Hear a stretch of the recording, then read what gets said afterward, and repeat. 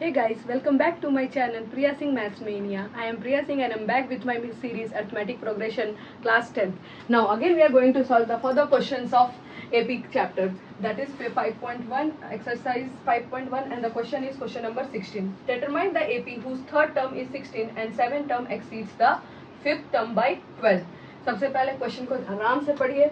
Determine the AP whose third term is 16, यानी कि A3 कितना दिया हुआ है, 16 दिया है, और साथ में लिखा हुआ है कि A7 term exceeds the fifth term by 12. exceeds का मतलब क्या होता है, प्लस होता है. तो यहाँ पे कितना बढ़ रहा है, A7 is equal to A5 plus 12 चल रहा है. अब यहाँ से आप इसको लिख सकते हैं A3 is equal to A plus 2D, यानी कि 16 is equal to A plus 2D. ये आपका पहला इक्वेशन बन गया.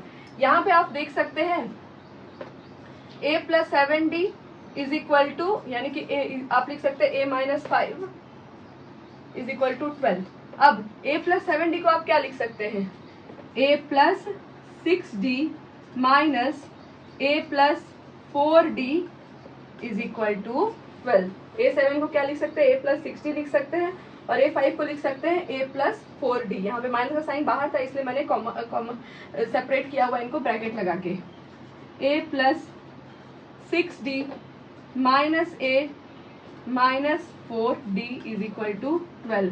A से कैंसल आउट हो गया, बचा क्या, 6D minus 4D is equal to 12. तो 2D is equal to 12 and D is equal to 12 by 2, that is 6 आ गया.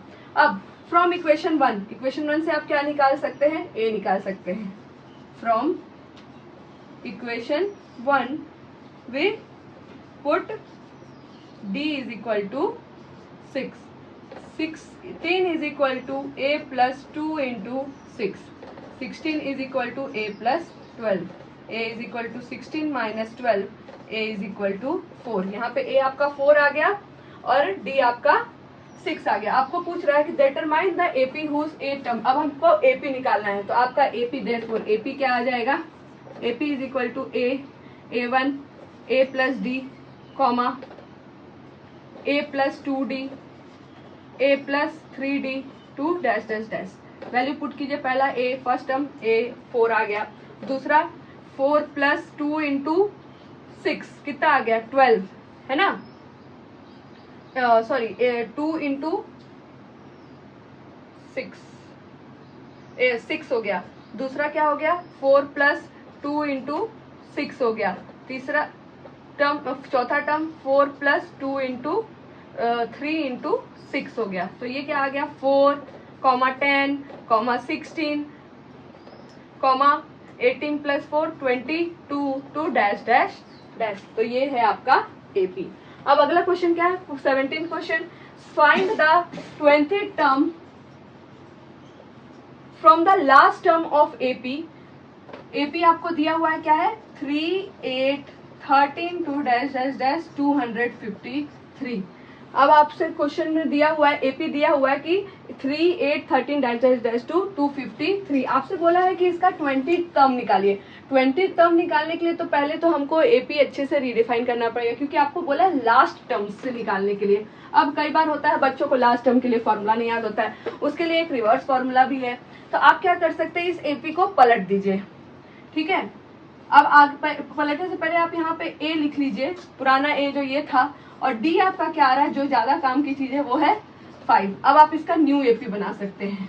न्यू AP में क्या हो जाएगा, रिवर्स से बनेगा 253, कॉमा उसमें से 5 माइनस कर दीजिए 248, कॉमा फिर उसमें से 5 माइनस कर दीजिए 243, कॉमा डैश डैश डैश. आपका आखिरी टर्म यहाँ पे क्या हो जाएगा, 13, 8 और 3 हो जाएगा.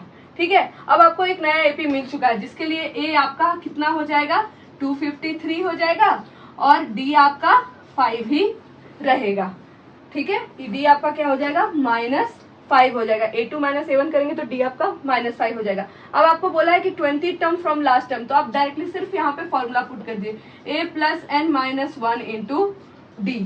अब जो आपने नए AP से D निकाला था और A निकाला था, उनको इस फॉर्मूला में पुट कर दीजिए. A की n की वैल्यू तो आपको 20 दी हुई है। तो A20 कितना आ गया 253 प्लस n-1 इंटू -5, ठीक है। तो यहाँ n-1 क्या हो गया 20 है ना। तो ये कितना हो जाएगा 253 प्लस 19 इंटू -5, 253 माइनस, क्योंकि प्लस इंटू माइनस माइनस होगा, 5 9 जा 45 प्लस 4, 5 1 जा 5 9, 95 उसमें से माइनस कर दीजिए।